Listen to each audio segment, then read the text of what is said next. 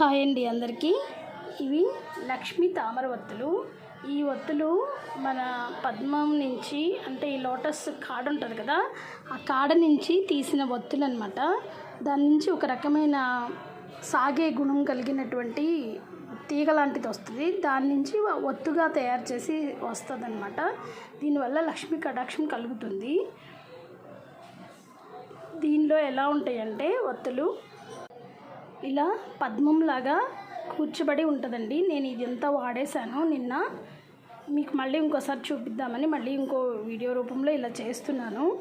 దీన్ని ఎలా తీసుకుని చేయాలంటే ఇది తీస్తానికి చాలా ఈజీగా వచ్చేస్తుంది. చాలా డెలికేట్గా కూడా ఉంటుంది.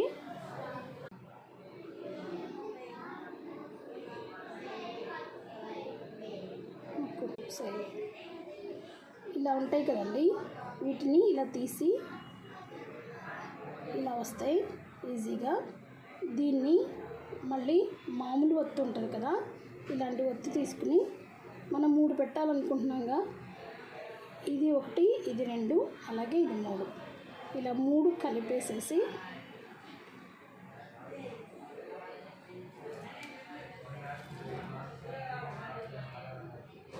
ఇలా ఒత్తుగా వేసుకుంటాం. అలాగే ఇది ఆవ నూనె అండి. ఇలా ప్యాకెట్ల రూపంలో అమ్ముతారు. ఈ ఆవ నూనెని మళ్ళీ నేను ఒక డబ్బాలోకి పోసుకుంటాను. అయిపోయిన నువ్వుల నూనె ఉంటుంది కదా, దానిలో పోసుకుని ఇలా చిన్న హోల్ పెట్టేసుకుంటాను. దాంతో ఏమవుతుందంటే మనకి ఈజీ అయిపోతుంది. ఒత్తి వేసిన తర్వాత నూనె వడ్డించుకోవాలి. ఇప్పుడు ఈ ఒత్తి కొంచెం నలుపుకోవాలి. ఇవన్నీ తెలియదని కాదండి, తెలియని వాళ్ళు ఎవరైనా ఉంటే చూస్తారని అంతే అండి. దీనివల్ల ఏంటంటే లక్ష్మీ కటాక్షం మనకి మంచిగా జరుగుతుంది. ఇంట్లో అన్ని ప్రాబ్లమ్స్ తొలగిపోయి హ్యాపీగా ఉంటారండి.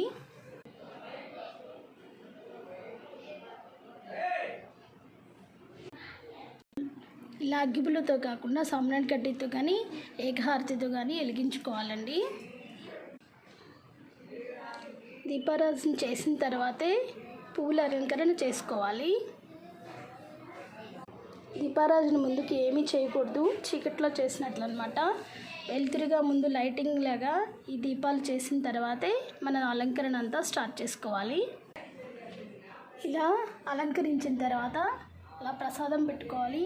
అలాగే ఆవుకి నీళ్ళు కూడా పెట్టుకోవాలి. ఆవుకి ఒక బకెట్తో వాటర్ పెట్టుకోవాలి. అలాగే ప్రసాదం పెట్టి ఇప్పుడు హారతి వెలిగించుకోవాలి. ముందుగా ఈ కలశం మీద కొబ్బరికాయ కొట్టి అప్పుడు హారతి ఇచ్చుకోవాలి.